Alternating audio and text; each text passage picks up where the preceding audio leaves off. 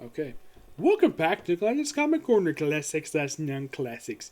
This is episode number 1497 and Doubleshot number 1391. Two Batman related stuff. We'll talk about this trade here plus a crossover and the final issue of Batman. Well, there was also another trade we'll talk about later on in the future when I get my hands on it. But here is this book here. Batman, Eye of the Beholder, which collects issues, get this, okay. It collects issues 704 to 707 and 710 to 712. All the issues in this book are written and drawn by Tony S. Daniel. This felt like a really good book.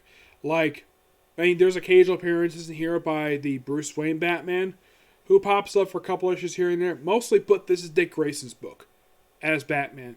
He teams up with Catgirl from the Catwoman series. Well, she popped up toward the end of the Catwoman series, and I think she's also occasionally appeared on the pages of Gotham City Sirens, was publishing at this point.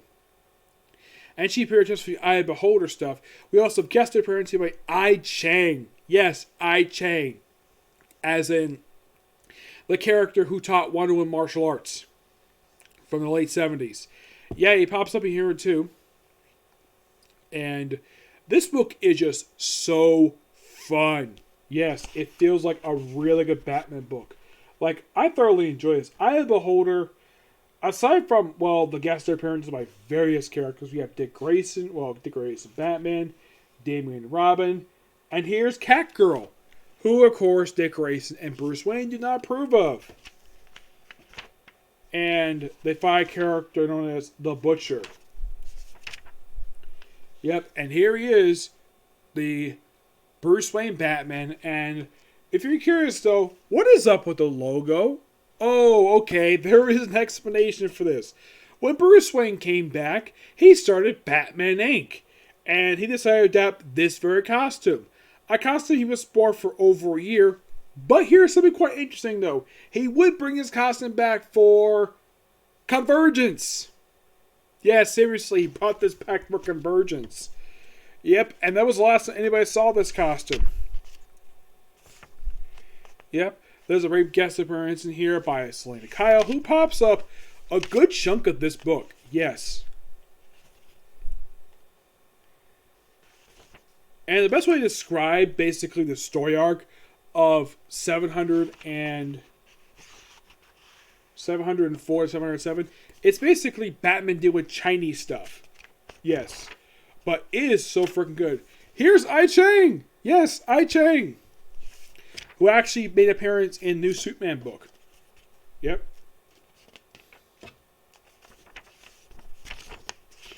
Yeah, and then pretty much the next story arc here is, let's see.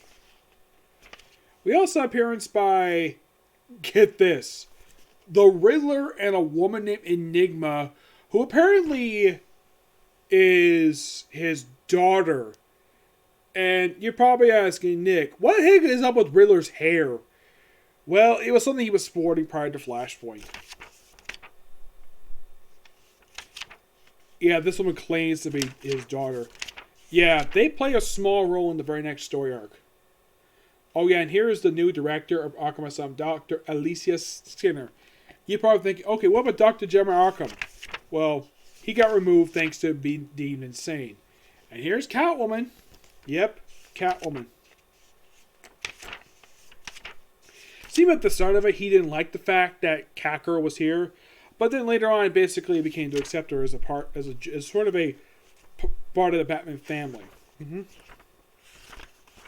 Yep. And it seemed as though, the whole point of Riddler being in the Eye of Beholder story arc is just have him be...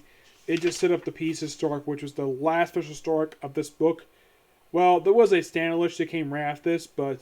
Yeah, this was the last official story arc just before the wrap-up of this run. Yep. But this book... This was really good. I thoroughly enjoyed this. I give this book a 9.5 out of 10. Really good. Yeah, reading this felt as though that Tony S. Daniel just had a lot of fun with this book. Mm-hmm.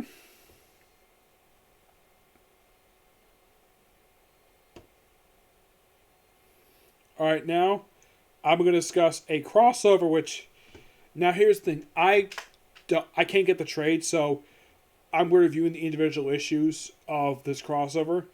First up is this is actually something is published in the trade. Come on, get back to the page here.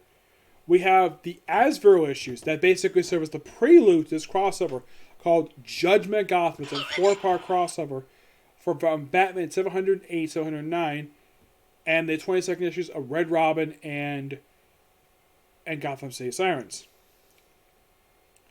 First up is Azrael, which on the cover, if I can get past it, thank you. We have on the cover and the logo, we have Batman Inc. Yeah, that was something that was on the cover of like a lot of the Bat books published at this point in time. Now, this book is written by David Hay. Yes, I believe he was the writer for this whole run. I think maybe he was maybe the season, maybe the original writer. I don't remember. But yes. First up for this prelude issues 14 to 16 is a 3-parter of, now you're thinking Azrael. A lot of people tend to think of John Paul Valley. Here's the thing. The guy died. I mean, yeah, he's alive in the current continuity of comic books. But at this point in time, when these issues were coming out, he'd been dead for 8 years. Though he did briefly come back for Blackest Night. Yeah, he died in the final issue of his original run due to the process that created him. That was slowly killing him. This is revealed by Danny O'Neill toward the end of the book, and he died. And this is definitely not a resurrected John Paul Valley. Oh no. This is a new Azrael. Goes by the name of Michael Lane. Yeah, this guy first showed up in a mini-series for Azrael, and then he got this brief ongoing series. Now, the original 6 issues for this run is in trade, along with 3-issue mini-series late into this run. But issue 7 to 13, that was supposed to be in trade. The problem was the trade was canceled due to low pre-order sales. One of several trades I've heard of got canceled because of that, which I think is so stupid. The most recent one I heard that was canceled pre-order sales was, get this, it was supposed to be the final trade that collect issues from Doom Patrol Volume 2, which is supposed to collect the Rage of Pollock issues. Yep, for some reason they canceled it. Yep. Now, this story arc is called 3 Mysteries. And it's simply put Michael Lane coming back to Gotham City for a few issues. And, of course, making alliance with, of course, Ra's al Ghul. Now, Michael Lane, unlike John Paul Valley, who was white, Michael Lane is black. And this guy is, oh my gosh. This guy actually broke one of the 10 Commandments. You want to know which one he did? He slept with his brother's wife. I am not kidding about that. He seriously did that. Yeah, he slept with his brother's wife. No idea why. Also, here's the thing about Michael Lane. Before he was Azrael, he's a former police officer. And you're thinking, police officer Michael Lane. Did this guy also pop up for Arkham Knight? Actually, I think he started showing for Arkham City. But yeah, he's appeared in the Arkham games, so he did briefly for like a side quest. Yep. And this whole 3-parter is simply put, well, it's one of those planting the seeds for the eventual story arc here. And of course, well, Azrael, of course, have encountered with the, I believe this is supposed to be the Dick Grayson Batman. Yes. So, he's dealt with him for the first 3 issues, and of course, stab people, which, with one of his swords, that's something he would actually do in the very next arc. Yeah. That's the best way to describe these issues. It's simple, a live setup for that particular book. Mm-hmm. Yeah, and then now I'm not going to show all the images in here because they're very bloody. Because this book was notorious for being, from what I can tell, a very bloody book. Mm-hmm. Yep. And yes, the original Batman did pop up in here too, so don't worry about that. Yep. And then for the last 2 issues, it's more set up for the crossover itself, basically, where it's still like building up toward that particular crossover. Mm-hmm. Just basically dealing with forces, dealing with, an actual judgment of Gotham. And that's what it will lead to.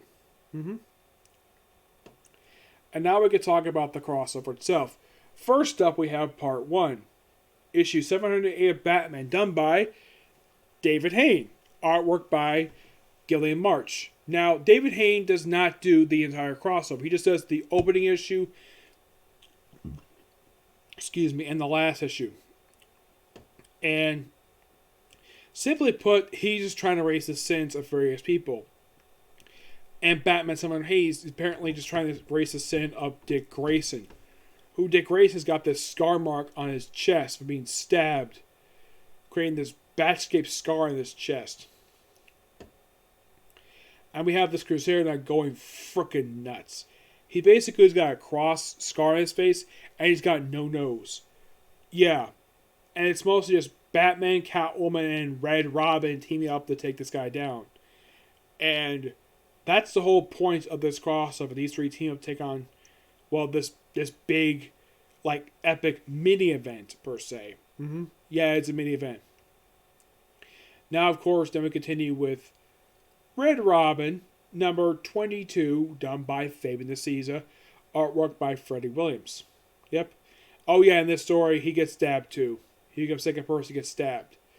And get this, in the pages of Gotham City Sirens, Catwoman herself gets stabbed, and then the finale for the storyline, they finish up with Azrael, the whole judgment is stopped, and then we deal with a sort of an aftermath with Ra's al Ghul, where one of his subordinates thinks Azrael betrayed him, and Ra's is like, no, he didn't betray us, he never formalized an alliance with us.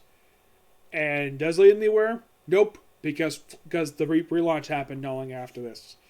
Yep. Now, as for the final issue of Batman.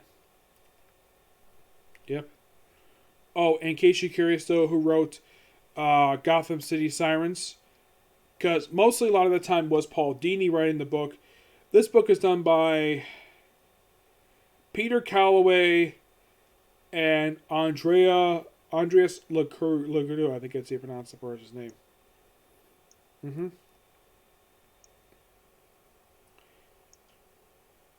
Yeah, that's who pretty much was doing the writing the book at that point. Mm-hmm. Now, what do I rank the actual crossover itself? It's a pretty decent crossover. Though, it's a very dark crossover, mind you. Yes, because there's lots of blood and violence.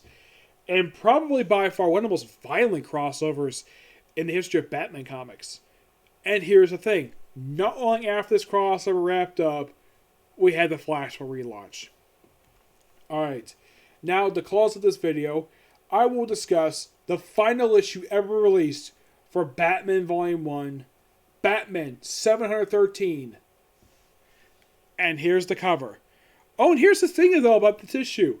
You know how nowadays the Batman pricing this book is $3.99? This book was $2.99. I got this book for $2 originally, this was several years ago. And the story of this issue is called Storybook Endings. Fabian Nicieza is the writer of this book with, get this, as the artist, Steve Scott, Dana Saperi, and Andrea Berenson. Those are the artists in this book. Mm-hmm. Yep. Now, mostly put for this book, it's just basically a lot of reminiscing about Batman's past. Like when Dick Grayson was Batman, which I love this, even when his time is, having the 70s disco color Nightwing suit, Jason Todd as Batman. It's basically a look back at kind of like abridged highlights of the past 25 years. Basically some of the good stuff and some of the more memorable moments of the past from the events of 1987 to 2011. And that's it. I'm going to give 713 a 10 out of 10 because it's a great issue. And I tend to wonder, though, why was it not in this trade? No, seriously, there is no reason why that issue could not have been in that trade. This issue was good. Why was it in the trade? Because Tony S. Dino didn't write it? Because it had nothing to do with I Have a Holder? Who the heck knows? Yep. But, yeah.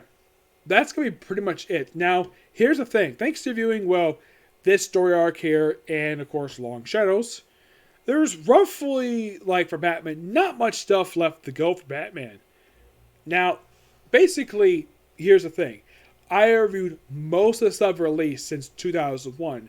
All the stuff to go is the Crow that Flies story arc, Grotesque, which these two story arcs I will review in the future, and there's also a Aftermath story of Batman R.I.P., which was not put in trade, and finally, Time of the Batman. Once you review these four things, along with the stuff related to Batman series and Gotham series, I would definitely say I have reviewed as far back as 2001 for Batman. And you're thinking, really? You reviewed that far back? Yes. Seriously, I have. Because I reviewed Ed Brubaker's run, Jeff Loeb's run, the brief story arc that Brian Azrael did. I did not do yet Crow That Flies. There's War Games, the Joe Winnick stuff, Grant Morrison. I reviewed a lot of Batman that has come out in the last 20 years. Yes, I reviewed a lot of the current stuff, like everything for post-Flashpoint Batman. I did not review yet the most recent year they come out. I will review it in the future, but not this episode. They'll come a couple episodes after this one. I'd say about 3 of them, I'd say. 3 or 4. It'll come, okay? So that's it for Signal View. Now I have roughly one more comic corner I'm going to do, and that'll be it for tonight. Okay? See you next video. Bye.